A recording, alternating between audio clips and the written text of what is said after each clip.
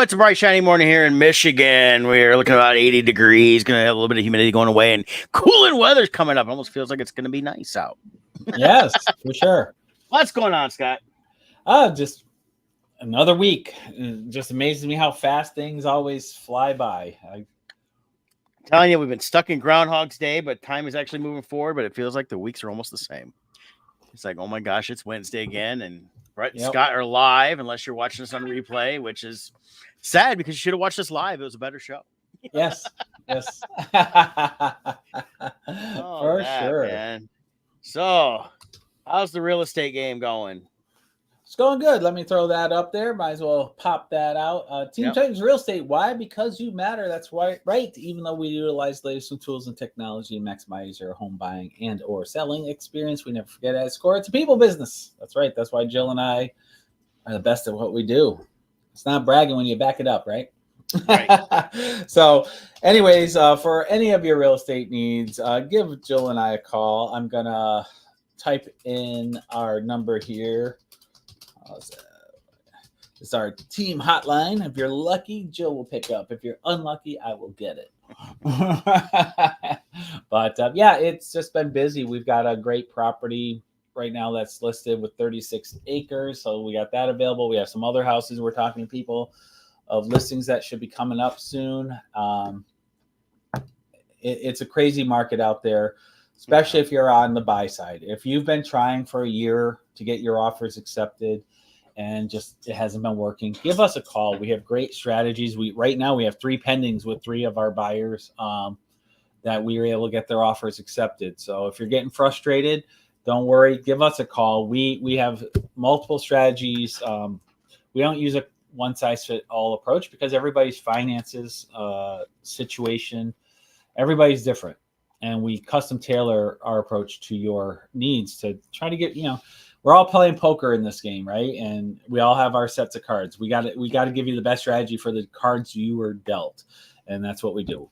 So give us a call. Yeah. You almost sound like some of those old commercials. We do good work. That's right. We do. do. A little Kennedy accent is like, right here, right now, we do good work. There you go. Buy a house today. That's right. Oh, on my job, I get to meet awesome and interesting people. Yeah. And last week I got to meet a hero, someone I've loved for many, many years. Could even say a great hero. He's a great hero. That's right. Tony the Tigers were in the store the other day, and I got a chance to take a picture with him. That's cool. I don't have it right here with me, but I got a Tony the Tiger cereal bowl for free when I met him. We took a picture with him. So they were doing a little promotion there for nice Kellogg. So I thought that was pretty cool.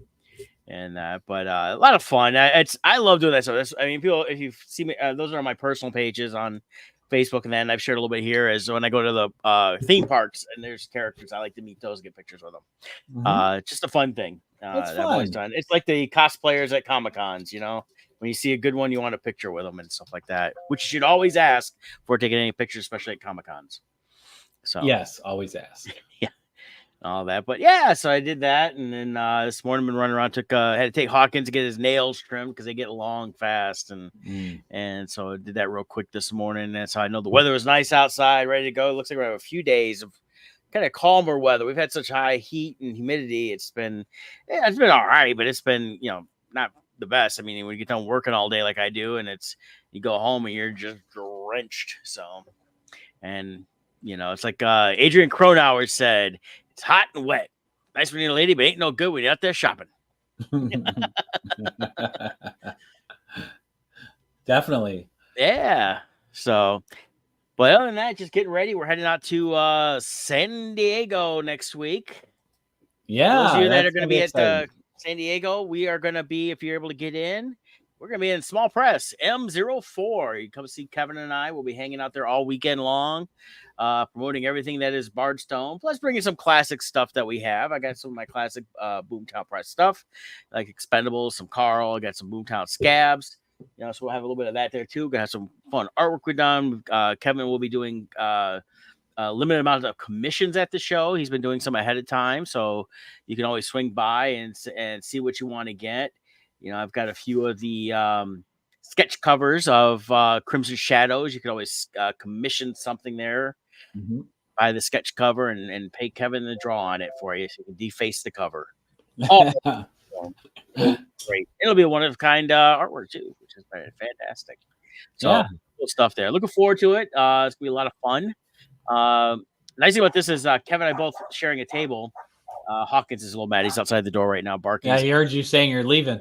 Yeah, well, he's not happy with that. When I took him this morning, he thought I was leaving him there because it's a lot of times what I do. But so nice thing is with both of us sharing the table, we're gonna actually have a chance to each of us go at different times to check out the different parts of the show.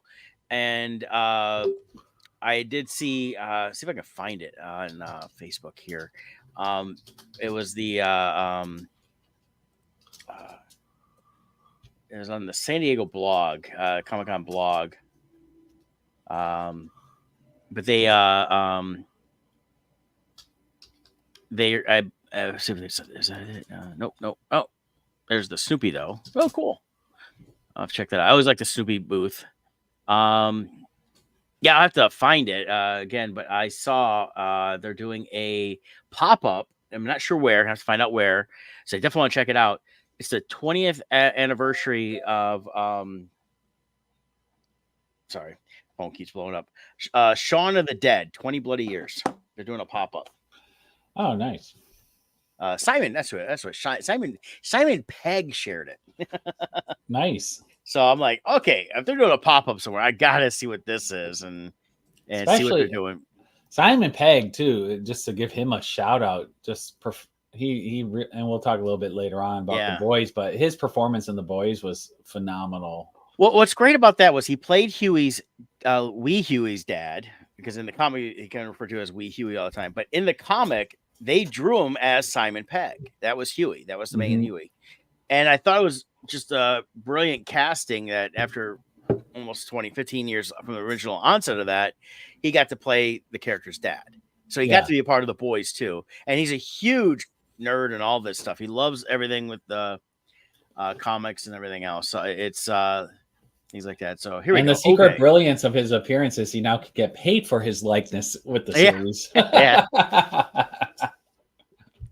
All right, so they got so I was talking about that pop-up thing. So they got it's a free reservation to celebrate an immersive in-person experience. It's gonna be bloody brilliant. I'll have to it goes today. Here's a schedule of the panels. Yeah, with IGN here. It looks like some really good panels. Like Marvel is expected to return with another jam-packed Hall H panel on Saturday evening. There's the Rings of Power, Rick and Morty, Dexter, Star Trek, The Boys, Transformers 1 is supposed to have something going on. So this actually looks like a good summary of the major stuff. So this might be something you want to look at, see what you can get at. Percy Jackson, they're going to be talking about that. Yeah. Now for the because we both have pro badges, we were able to get the points towards exclusive signings and things like that. And Percy Jackson is one of them I did try to go for. Nice. I'll find out about that in a couple days if I never get picked for any of those. What cracks me up to us, I don't know how their system does it. There's people that post, I got like everything I wanted. And then people going, I got nothing. Yeah. It's like ridiculous. I feel like you have to know someone. I think you do. It's got to be something like that. But yeah, I'll be looking at this pop-up thing a little bit later today. They already got times going on sale in an hour. They're free. Yeah. So I have to pick a day to try to go because this sounds pretty cool. What they got for this Shaun of the Dead thing is they're going to do a recreation of the Winchester Tavern with interactive photo ops, a complimentary can of themed beer, courtesy of Beer Zombies, exclusive merchandise, game demos, and giveaways. So that's pretty freaking cool. Yeah. Focus Features is doing that. I loved Shaun of the Dead. I actually had gotten I won't say how. I had gotten an early copy before it got released over here in the States by almost like 6-8 months. And I was able to show it off to some people. And I thought it was great when it came out. And then when it got official release, I definitely bought it. But I love Shaun of the Dead. It was such a great homage to the Romero movies. So definitely keep that going. So nice. Yeah. All right. So here's the hard question for the day. Did you watch The Acolyte? I was just prepping that. I think this title. So I did. He pulled up his article on Forbes. It says everything. A dreadful season finale and a cameo that can't save it. Yeah.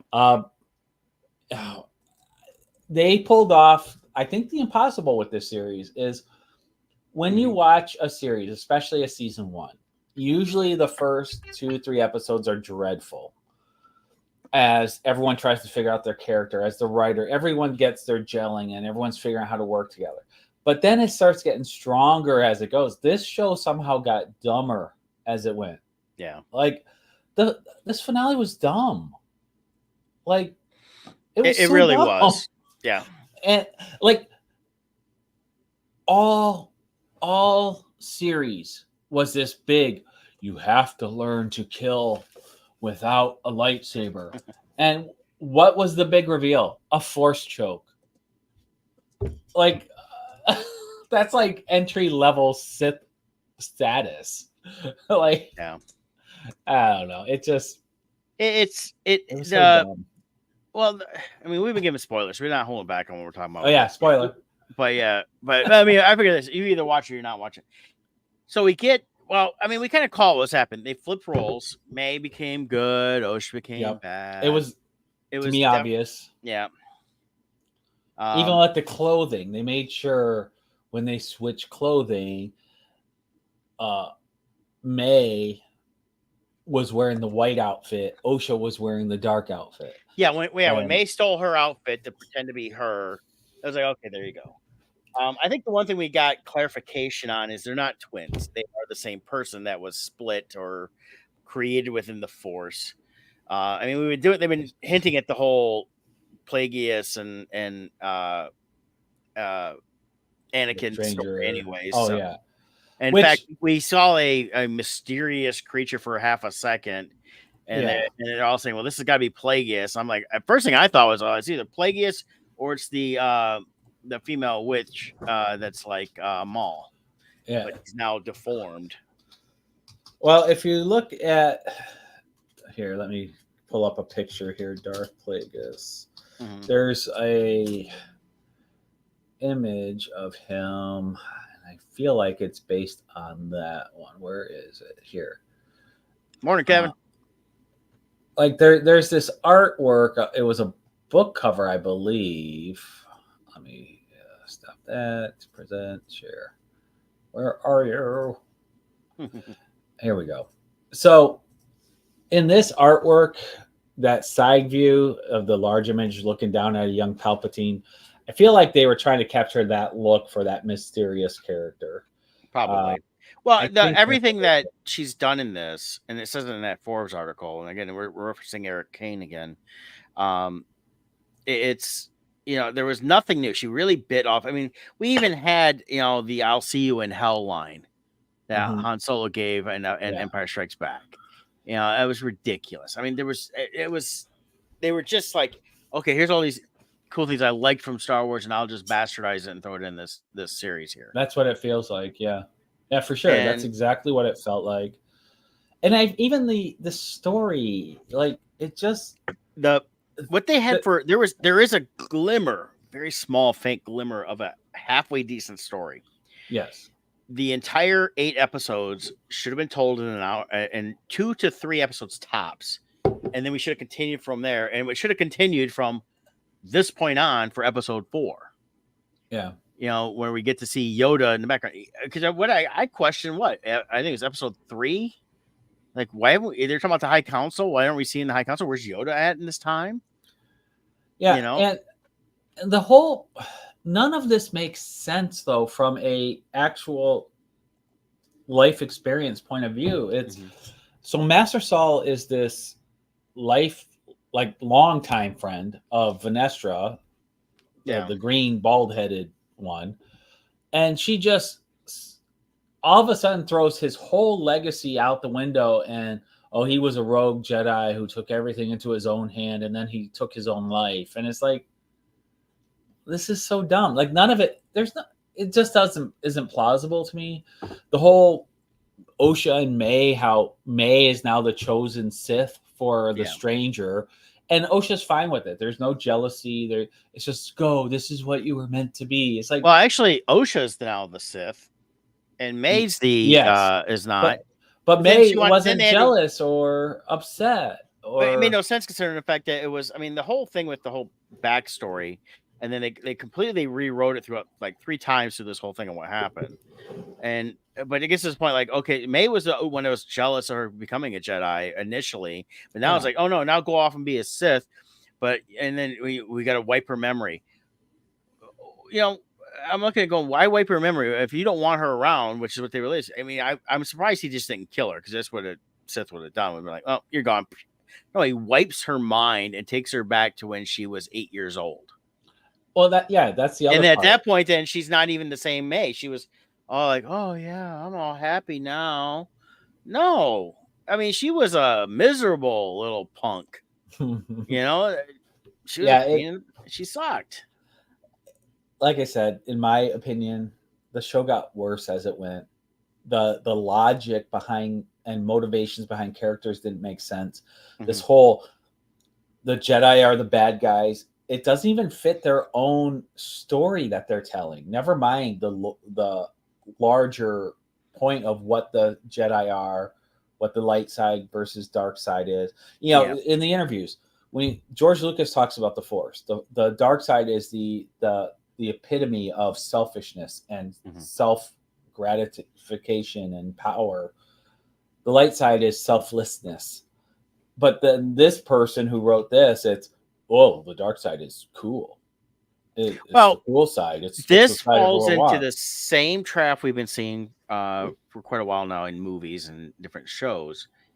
Is the bad people? It's not their fault, right? And they set this up that really the Jedi are bad because of what Saul did and everybody else. It's his fault that they're bad now, and they became that way, and that's exactly what they're implying in all this. And then you have the Jedi, the Green Jedi, is like, yeah, I still don't like her. I mean, she's just her character is blah. And why do we get 2 different episodes with 2 different scenes of her going, all right, get as many nights as you can, but don't tell nobody? It was the exact scene. Yeah, it was like I'm watching this thing going. Obviously, whatever she wrote, they were like, it's not long enough. I'll just double it. Yeah. And that's all she did. I'll do the same thing twice and everything. I think it goes back to what you said is how it feels like this should have been a shorter one. I have a feeling they really probably only had 4 episodes of content. If that. And they're like, we have to stretch it out. We need 8 episodes. Well, I mean, it's like, oh, we don't want to give all that. Maybe they had 8 originally, and they're like, oh, we really don't want to give all that away. This is going to be such a hit that let's just split this up, expand the first 4 out to 8, and then the next 4 out to 8, and there's your 2 seasons. Because I mean, they just dragged. I mean, we got we got the flashback, and then we got the different flashback, and then we spent a couple times them just bounce around. We spent forever dealing with on the Wookiee planet. It's like. A couple of it's like no, and then when we finally see the Wookiee fight, it was very lackluster. Well, and the whole thing, so everything centers around Master Saul killed the mother, which turned into this freaky looking shadow creature for a second, and he acted in self-defense. It looked like, and so.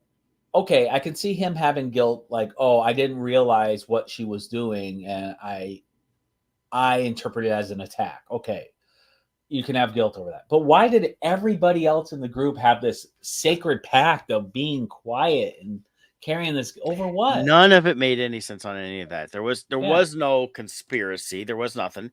If anything, they should have went back to the council and said, yeah, this is what happened. They may have held a trial or whatever, and then would have said, okay, yeah, you acted self-defense. But at the same time, they shouldn't even been there. He's like, I see these kids. I'm going to go after them. I have to save them. And I mean, they're not supposed to be there. It's like, why we after what we talked about last week, after spending 7 weeks on this planet, picking up dirt, put it in the machine, picking up dirt, put it in the machine. It was like, well, here's the thing. They writing this story, they were so intent on the bad guys have to be the Jedi. They have to be the bad guys, and we're going to make them bad guys, and over again. That's all their focus was on. The reality of the moral of the story of this whole entire season really is boiled down to a Three's Company episode. Every episode of Three's Company is somebody's talking, somebody overhears a part of the conversation. They misinterpret the conversation. Hijinks happen, and then at the end, they all laugh like, "Oh, I thought you said something else." Yeah. It was Master Saul overheard that they're doing this ceremony. He Mhm. misinterpreted it as a sacrifice and thought the children were going to be sacrificed. This was a Three's Company episode. Yeah. But the problem even with that though is he walked in going, "Oh, she has force powers. I have to train her. That's why I'm Right. here." It's like, wait a minute. Where you got? I Yeah. mean, I said that would happen. I was like, wait a minute. You guys are just jumping up. So like, we're just gonna do this. It's like, they had like these bullet points they have to hit, and it's like, wait a minute. This is ridiculous. So, and even, that's a good point you bring up. I actually forgot about that point. So was this the Force guiding him to this or what? But it turned out none of it mattered. Like this whole, it just she figured out how to do a Force choke, which okay, in the very first episode, she's like Force choking the little moth. Yeah. Well, I mean, in the first episode, when we see her Force powers are very limited. Yeah. And all of a sudden now she puts on the helmet and goes, and of course the episode started with the Darth Vader breathing. Yeah. They went right to that.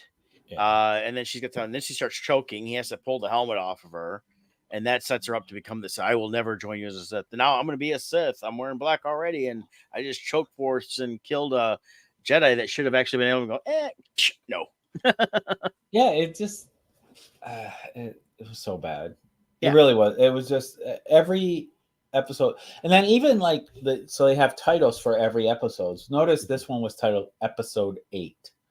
So is that in reference to Episode 8, The Last Jedi? Was Master Saul the Last Jedi? Was here are they trying to imply are they saying she is a Force dyad in Link to the Last Jedi, where we find out Rey and Kylo Ren are Force dyad? So are they really one? It was just this weird thing where there, like you said, there you can boil this down to a core story that could have been good. Yeah. If you took the agenda out, the just blind determination to make the Jedi look bad. Yeah. And that's it. And that's the thing. And the Jedi just was like, no, they would not have been like this 100 years, 100-something years before Episode 1. Right. And they just allowed it to get bad. So now, according to, I'll pull something here. According to episode 8, they're calling it now the Acolyte on different things. So so maybe they were hiding the title. Yeah, in the name of the show, the Acolyte. Because I think that's what happened was now we have Osha is now the Acolyte to this bad guy, which is not really the bad guy because we know there's another one hiding on the world there. And she also said it'll be clear by the end who is the master and all this, and it's like nothing was clarified. No, my thing is we have this other, like, supposed to be Darth Plagueis, which is very possible. That's what that is. I mean, I mean that's something they want to go to, but the Jedi, the Green Jedi, she's the one that's been half the problems here because she's not done anything. Nope, got to come all the way back here for a meeting before we can let you go on. That happened up early episodes, and then now it's twice in 2 episodes. Get as many nights as you can, but don't tell nobody. It's like, why are you being so? It's like, and then of course now we had the new senator from this one here who doesn't like the Jedi, and I mean she's trying to. I think a lot of this is a lot of the misdirection. We're going to throw all these people in there, make you think they're the bad guys, and then we'll reveal the real bad guy in season 2 if it gets renewed. Yeah. So I like in the Forbes article. So like he's like, of course, when Osha and May confront Saul after he does a little lightsaber ballet with the stranger, they don't bother to get his side of the story and doesn't go beyond saying to tell her, I did the right thing. I was trying to protect you. That's all he says. There was no room in the script for Osha to say, why? And then for him to say, well, she turned into a freaky smoke monster and started to evaporate your sister. So I did what anyone would have done and acted in self-defense. Yeah. And then he points out, but at that point that she does the Force choke, he was already really annoyed when moments earlier, Sith and May exchange a copy and pasted script right out of Return of the Jedi. Mm-hmm. Yeah. So much of it was grabbing the It I mean, was. the one I'll give this. The one cool thing we saw in this episode was the kyber crystal changing. I thought that was a cool Yeah. effect. And it's been mentioned and worked in different ways of that the Sith corrupt the kyber crystals and they make them bleed or Yeah. whatever. So, Personally, I despise in that terms of whole it actually happening, I personally thought it was a bunch of crap because I was like, okay, that's a neat little effect. Shouldn't have been Yeah. happening. She also just became Sith. I think Lucas's was far superior. The whole bleeding of the crystal is a Disney creation, and yes, it is canon now. But Yes. I always felt it was better where the Jedi used natural crystals, the Sith harvested their own crystals. They synthesized their own crystals, and I felt that was a much stronger lore and the reasons behind it. It shows the Sith manipulation of the Force, whereas the Jedi accepted what the Force gave them.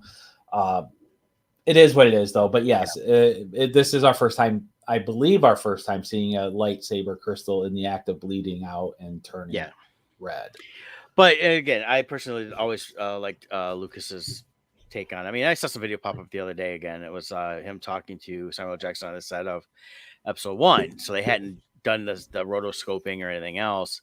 And he explained what a blue one, and he goes, blue one's this, your green one's this, and then the Sith all have red. And then he's like, well, what about purple? And he was like, he did the purple one just because, Samuel Jackson asked for it. Correct. And he didn't create like a whole new lore behind it, but it was just there. And then pretty much from the expanded universe, and that started creating a lot of the lore of the different Jedi colors and things like that. And since then gone on a little more between, now we see the white, the yellow, different things like that. But, and it used to be well, and they've kept this in canon because they did it through Jedi Rebels, is where the crystal chose you. Yeah. So certain color crystals would have certain qualities, and that crystal would bond to a Jedi of similar qualities, things like that. And as far as the colors go, Lucas always was firm, just 2 colors, green and blue. Expanded Universe added tons of colors. And then with Mace Windu, Lucas allowed for it. But it was an easy alteration because the Jedi harvested colored crystals naturally. They just made it like it's a rare crystal. So it's hard to get a purple one, which was fine, And the reason for purple, too, they fit in perfectly with Master Windu is because Windu used a style of the Force called Vapad, I think it was, which is like you're walking the edge of the dark side. And yes. So it's a combination of the red and the blue into purple. Yeah. And that made sense. But now it just bleeds. It cries for you. Don't cry for me, Kyber Crystal. Yeah, just the whole thing, just ridiculous on the storytelling, creation of the story, what they're trying to do. There was no mystery. The mystery was revealed early on in terms of what's going on. Not much was changed. We talked about this in the last few episodes. Like, this is what's going to happen, and it did. They flipped. They did this. It's all the Jedi. I'm shocked Saul lasted the whole way. Problem is all the really fun characters you wanted to get to know better. Couple of the Padawans and stuff like that, they killed them off. And they killed them off early. It's like, and they gave him a whole backstory. I mean, like one, he just goes into a trance for 10 years and then wakes up and kills himself. Yeah. Why would he be guilt ridden? What did he do that was? Yeah, it made no sense on any of that either. With the guilt ridden, the Wookiees is basically he's gone in hiding on this planet and they show, and he gets taken out. And the other thing is, between all those episodes and this last one here, is how is all these people just damaging these lightsabers like they do? Yeah. Well, we're not going to cut off hands, but we're definitely going to cut off the tip of a lightsaber. And like Saul was about to get rid of May. Mm-hmm. She was escaping, and that was a cool scene, flying through the rings and stuff. That was cool. That was a neat scene. But then out of nowhere, the little furry guy decides to pull all the wires out. I was like, what's going on with this? Yeah, like, what was the furry guy was also became just. I was like, at first, I was like, oh, cool, a little tracker guy. He's pretty. Now he just became a pain. He's like, really? He just shows up to cause problems and then disappears. It's like, what's? And then when they all the Jedi land in the last episode, and he's leading, he's like sniffing them out. He's gonna find where they're at. And Yeah. and of course, the green Jedi's like, oh, they're over there. I sense them. Yeah. So the tracker was no need. And she tells the Jedi, you do this, you do this. No, we're all just gonna go together. Yeah. Again, so much in the writing, the filming. It looked cheap in a lot of ways. Did not feel right. Um, just the everything with this whole thing, because and the thing is that really it needed, like it says in the article, and go look up Forbes Eric Kane's articles. He pretty much spot on what Scott and I've been talking about this whole time. Before every time I thought about stuff and get ready to race, I was like, well, I'll just go look at his article now because there's all the points I was going to have anyways. Yeah, he And is spot on with what. Yeah, what so, I. and it's a shame because it's this really felt like, and this I think what this is proof of. When you try to be agenda based, when you try not to, you don't care about storytelling, you want to be agenda based in this, like Kathleen Kennedy's been, it just shows how far down they're going. I mean, you look, Last Jedi is a masterpiece compared to this, and that is just a big piling steaming turd too. And it's Very just true. And it's just the whole thing. I mean, it's and Disney's kind of stuck with this whole everything they're doing with theme parks and stuff. They're stuck in that era, though they're trying to come out of it a little bit with the Mandalorian and stuff like that. But they're trying to figure out ways of, well, how can we say that? I mean, they're talking about more changes for like Galaxy's Edge, but it's still going to be set during the era of the sequels because that's what they set up. And it's because problem is they've already invested all that money on all the set stuff, things like that. So, and that's why you see if you go, when I was there, the couple days I got to spend at Galaxy's Edge down in Florida in January, I did see a lot more. I see people that were cosplaying generically, and they do sell mainly for women, but they do sell stuff to make costumes, and you can cosplay throughout the park there. But it's the people that were dressed up other ways. A lot of them were dressed up more towards the original trilogy than they were anything. So, I mean, you see a lot more men and women that wear the Han Solo style gear. Yeah. So, but yeah. So with that, don't waste your time on the Acolyte. We'll waste our time for you. And it's like I was telling my friend. I said, I watched, like, when Mandalorian came out, I'd watch it 2, 3, 4 times in a week, each episode, because there was so much to grab. It was so good. I really enjoyed it. And this year, I'm watching this thing last night, going, my God, they're still going nowhere, and they're going to end this now. And I was like, they're not ending. It's going to carry over. Yep. They set it up to be renewed. And I guarantee you, if it gets renewed, it's going to be horrible. And hopefully it doesn't get renewed. If it does get renewed, hopefully it's fully under Filoni's control at that point. A couple of things I saw where people try to say this was all because Filoni approved this. He didn't approve any of this. His name's not anywhere in the credits. I don't see his name anywhere. Where this story actually could become cool is make it about Darth Plagueis, how he learns to create life through the Force, and then how he meets a young Palpatine. That's the story people will want. That's kind of where they were going with this in some ways, but it should have been there. It should have been further along than this. Like I said, episode 4 should have been them introducing Yoda and them realizing something's going on. But at the same time, now you bring in Yoda, then you're changing what Yoda knew from episode 1. Right. And well, we can't train this because he's too old, and you'll take him because of this, and he did it. It's like, at this point, then Yoda should be able to sense that, hey, this is same as that. Well, here's the other problem. If they stay with this whole trajectory they're trying to create under the Kathleen Kennedy doctrine,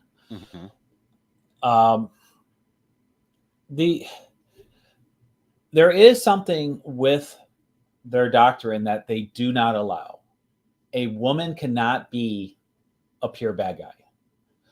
You now have her becoming a Sith. You now have Darth Plagueis entering. I mean, what are you going to do? Have her beat out the stranger and become Plagueis's master? Well, you can't have her be ultimate evil. They're not going to allow that. They're like, it doesn't even make sense if you're starting a trajectory that's going to lead to the creation of the most evil empire ever in Star Wars history, the Galactic Empire, run by Palpatine. Where's this going? Like, are we supposed to like the Empire and sympathize with the Empire now and view the rebellion as bad? Well, even Eric Kane, towards the end of his article, talks about how, the Empire was kind of was basically the Nazis. It was fascism. It was supposed to be that that style of regime. And but now it's like it completely changes everything that Yeah, the they're Jedi are the true bad guys. yeah.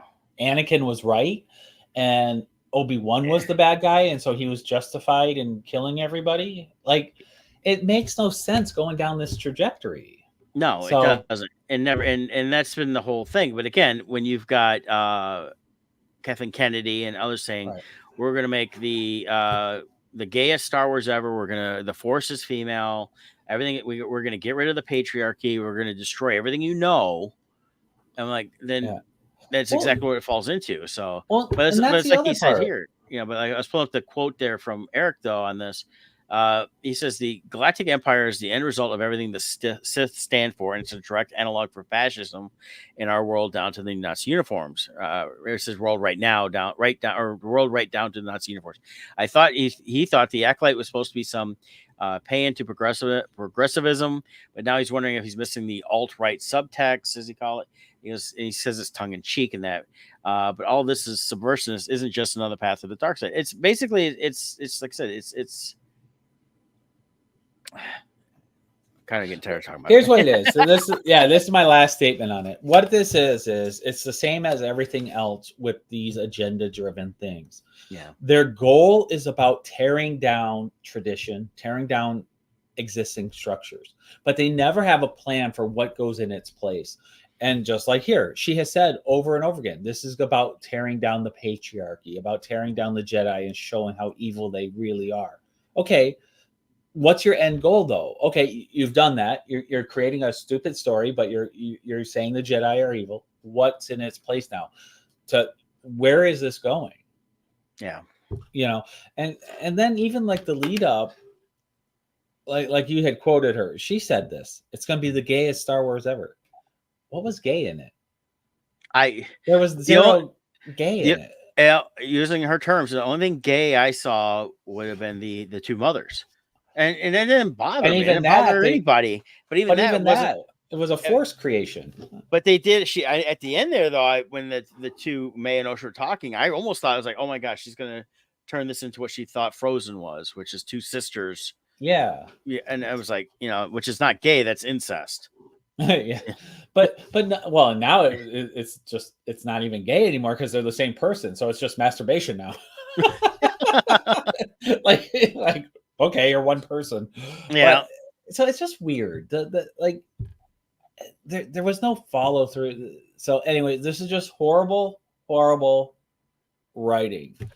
So I would like to talk about again, when they're like I said, they were just more agenda driven than they were anything else. So I think this is just a shame there. So, but now you want to talk about something much better, which you what's like. good writing that Brett already saw.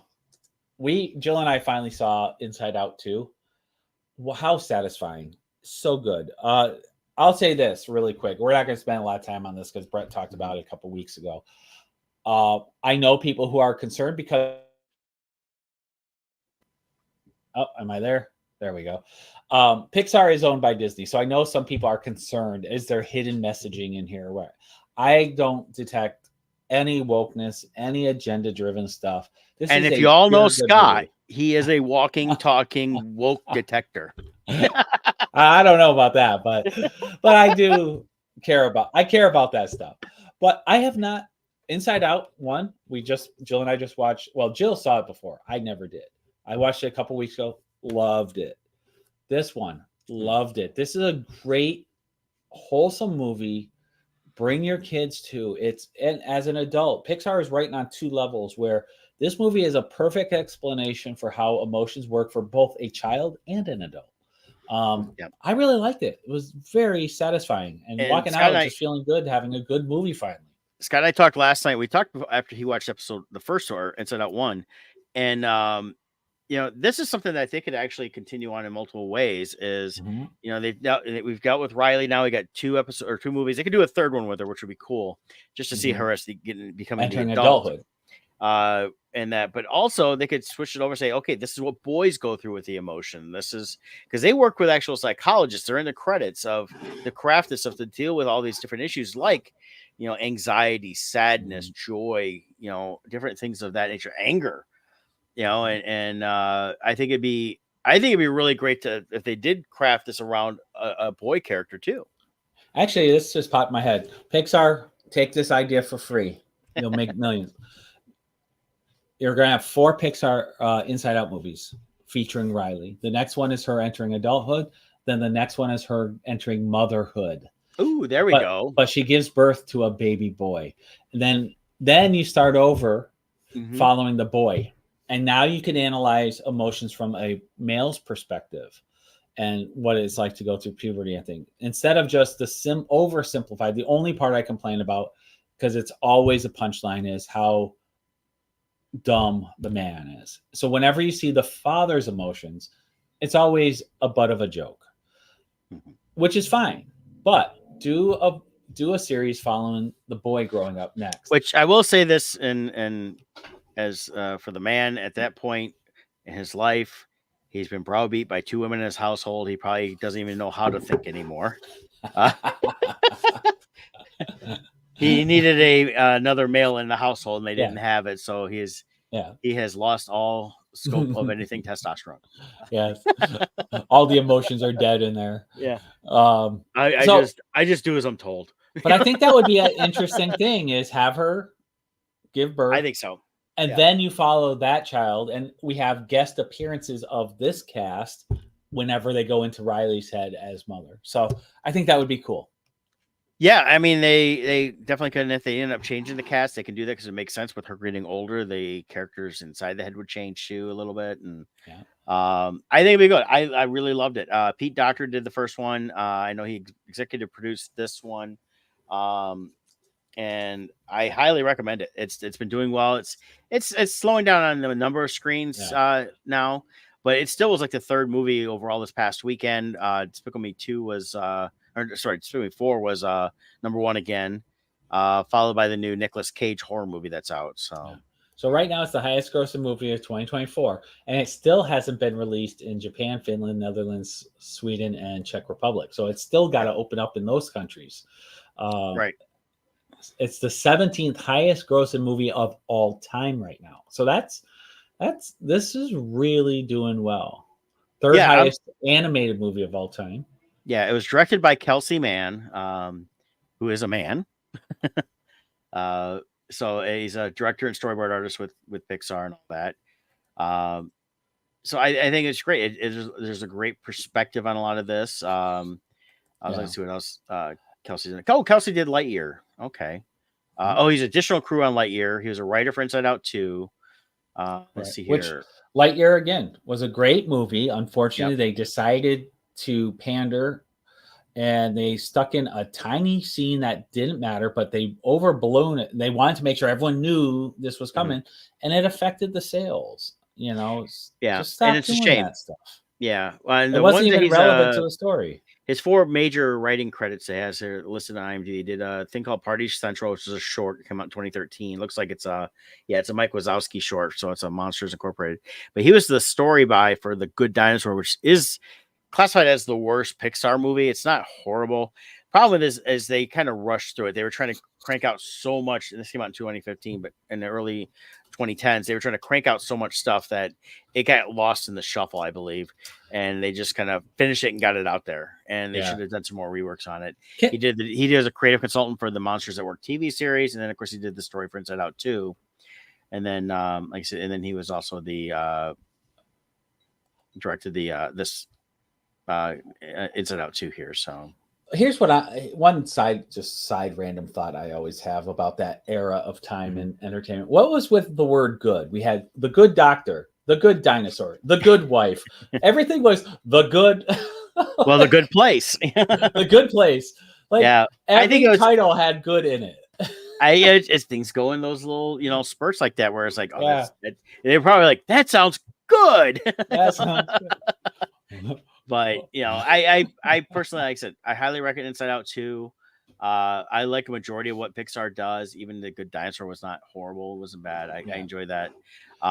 There's some things that are not as good, but they're okay. I think you're fine. And the problem is just let them tell good stories. Quit trying to be agenda driven. And I like the fact that the best thing about Inside Out is they're dealing with real issues of people, and they did it in a great storytelling way. Pixar has done a great job of retaining its core essence, even after Disney took them over. Disney has allowed them to remain Pixar. Yeah, that was one of the things I think with the initial buyout, because originally it got to a point where Disney was just distributing them. Pixar was their own entity, and they're like they were not coming to their contract was up, and Pixar was going to go off and do its own thing, and Disney came back, and basically the deal was, here's what we'll do is they run autonomously, but they have to share technology, of course. And they do some work for each other, but they will run as their own studio. That's why they're not in with the Disney studios. They still have their own studio, and they run it that way, and they create their own stuff, and that's what's made it work. And that's the same deal they were doing with Lucasfilm. The problem with Lucasfilm is the person in charge, Kennedy, came in, and wanted to just destroy everything that her mentor had done. Yeah. And same with Marvel. They are allowing Marvel to be their own thing, but unfortunately, after Phase 3, for some reason, they scrapped everything that worked and decided it's time to. Well, was it Kevin Feige? He had no clue where to go. Instead of saying, "Okay, we're gonna do this," he's like, "Well, we got to keep putting these movies out." Yeah, no, they should have took a break. They should have took after a 5-year break. It's like, okay, we need to step back. If they did anything, it should have been not dealing with this multiverse stuff, not jumping all through that. It should have been like, okay, we'll create a movie that just, here's a movie and this is it, and it falls within whatever. And they could deal with it. And if they did, and personally, they should have dealt with just the after effects of Endgame, because they'd already set that up, kind of like what they did with the Ant-Man movie, except they jumped through the quantum stuff and they didn't need to do all that. But you saw what happened after. That would have been fine. And that's actually what I think we got here. I got the trailer pulled up for the new Captain America. Yeah, have you seen it? I did see it. So yeah. I'm curious. I think this is a great way to go about, because right now it doesn't look like anything multiverse. It's just here on Earth, and this is what it should be. So here it is. Wilson. Thanks for coming in. Well, thank you for the invite, sir. I have to admit, I'm still getting used to the new look. They said lose the mustache or lose the election. New look because he's a new actor. I haven't always agreed in the past, but I want to make another run at making Captain America an official military position. And if we disagree on how to manage this situation, then what happens? Work with me, Sam. We'll show the world a better way forward.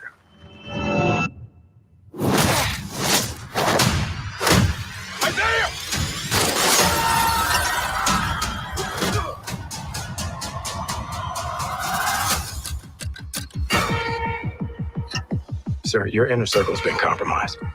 Either you can't see that, or you don't want to. What if it's a trap?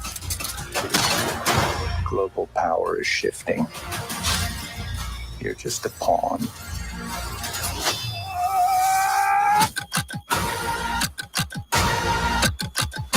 You may be Captain America, but you're not Steve Rogers.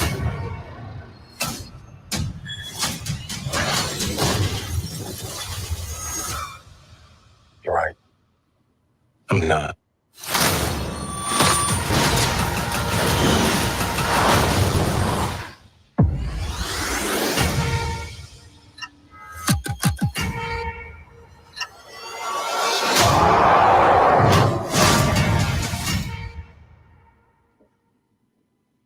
We get to see a Red Hulk too, which was pretty cool.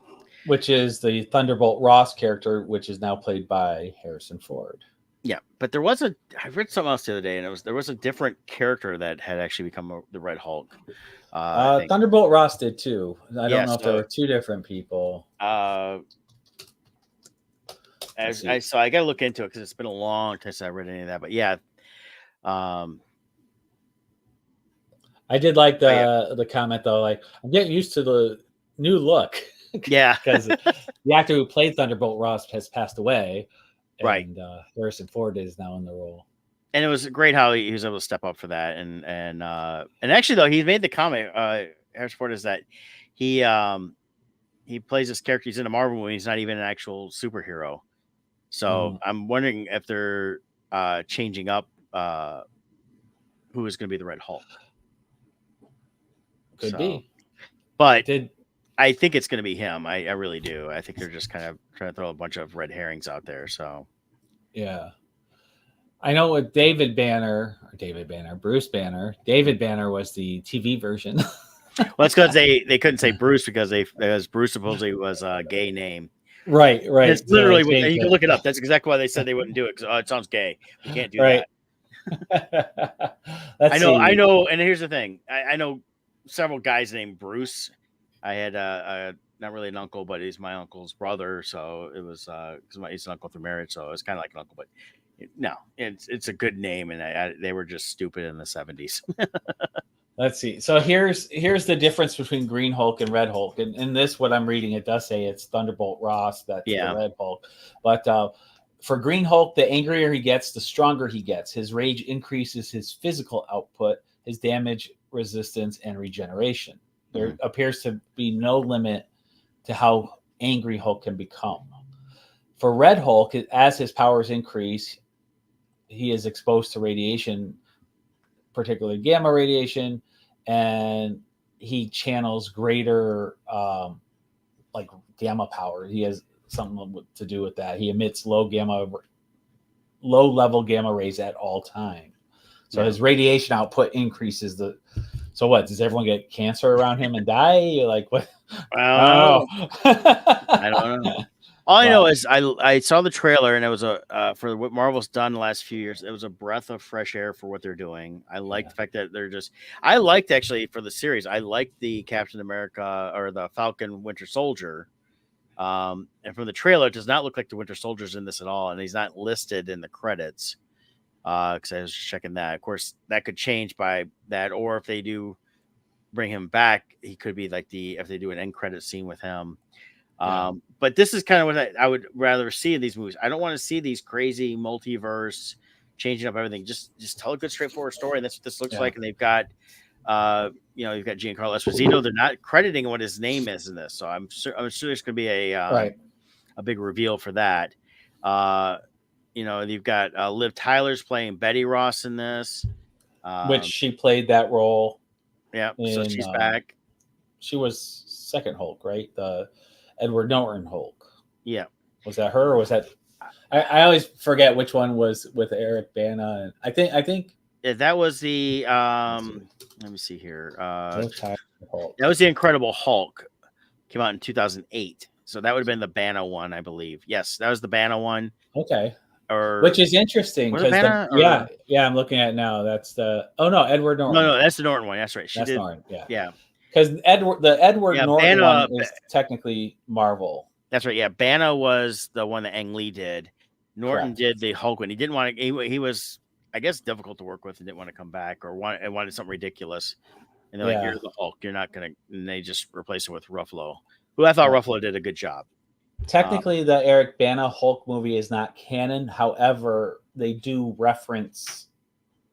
They indirectly reference that one. So it's kind of they work at the story aspect. I think is about the only thing close to being canon. So right. But yeah, so I'm looking forward to this. I think it looks good. I think I'm hoping it's a good way to go. I mean, they released another trailer. We'll see how that goes. Carl Lumbly, I've seen him in a bunch of stuff over the years. He was on the show Alias. He played John Parker in The Adventures of Buckaroo Banzai. So he's got a long history. And he's the guy that tried to kill the president there in that clip. But yeah, he's. It'll be interesting. Oh, go ahead. Sorry. I'm good. Oh, just saying. So if they're going back to the old formula, the way they used to do the phases is the Captain America movie was the start of a new phase. And the Avengers movie was the end of a phase. And all the movies in between was the arc. So we do have the Deadpool movie coming out, which is a multiverse movie. Yeah. As we've talked about in the past, we're hoping this will close the chapter on multiverse. This is the next movie coming out after that. So this could be where they're going back to, okay, Captain America movie will be the start of the next storyline, the next arc. So we'll see where it goes. I really think the Deadpool Wolverine, they're dealing in the multiverse stuff, but the way they're dealing with it, I think is going to close up some stuff. The Agatha All Along, I don't know how that's really going to play into a lot of this, but And I wasn't crazy about the trailer. I'll wait till it comes out to see what it actually looks like. I like Catherine Hahn, so I'll check it out because of that. But at the same time, it's kind of like, are they? And I feel like it missed it. If you were going to come out with this, it should have came out about a year and a half ago. Yeah, it's definitely a couple years later than what it should have. So I'm not sure what the delay was other than COVID stuff, but maybe the strike. Maybe I don't know. I think I think the strike actually did hurt that. Probably was going to come out sooner, but they couldn't start until after the strike was done. Yeah. So we'll see. We'll see what it actually ends up. The initial trailer was just kind of blah. Yeah, I really have no interest in it. I am interested though in the Captain America. I'm very interested in Deadpool. My only worry with Deadpool is they've released another trailer showing another reveal of who's going to be in it. It's like, how is there any surprises going to be left by the time it comes out? That's my concern. Are you talking about the lady? Yeah. That's out there. They they hint at lady. I figure I would probably say it's going to be out there all over the place in a minute anyway. So, but they're coming out next week and everything. They advertised Lady Deadpool, but of course with him jumping through different portals, I think he's going to hit one where he's like, oh, here's a Lady Deadpool. I don't think she's going to be. And Lady Deadpool is like kind of a popular character right now, and kind of like the Spider Gwen. Mm-hmm. But I'd be surprised if it's actually, and we'll find out after I see the movie. I won't be able to see it right away because I will be at the show next week when it comes out. But I think it's going to be more of those like, here's this out, and the big reveal, because they're not revealing it, will be who's playing Lady Deadpool. Which I think is just going to be the one in Firefly there, who was his girlfriend. Oh, Marina Baccarin? Yeah, that's my prediction. It's going to be an alternate version where what if it was her? That's my prediction. Who knows? But for me, though, it's not like Deadpool is going to be a big movie. Yeah. You don't have to beg people to see it. So don't reveal all these nice little surprises. Like, we now know Sabretooth's going to be in there. That moment would have been huge. Yeah. When Sabretooth appears, if nobody knew it. And that's a moment everyone would have cheered at. Oh, there we go. Kevin's telling us who it is. Blake Lively. Yeah, that was the other speculation. Ryan brought in Blake. It could be get her into the MCU. Yeah, that could be. And I think I can totally see that. And I really think it's just a cameo and not an active part. Well, here's where it would be great to be Blake Lively. Is she's married to Ryan Reynolds. She understands his sense of humor. They banter back and forth really well. And Lady Deadpool is supposed to be the female version of Deadpool. So having a scene of him having witty banter with himself, she would be able to pull it off perfectly because I think so. Yeah, knows him so well. So I could see that. Well, I think there's still gonna be some reveals. It's my an unsubstantiated speculation. Wouldn't be surprised I don't see like Professor X.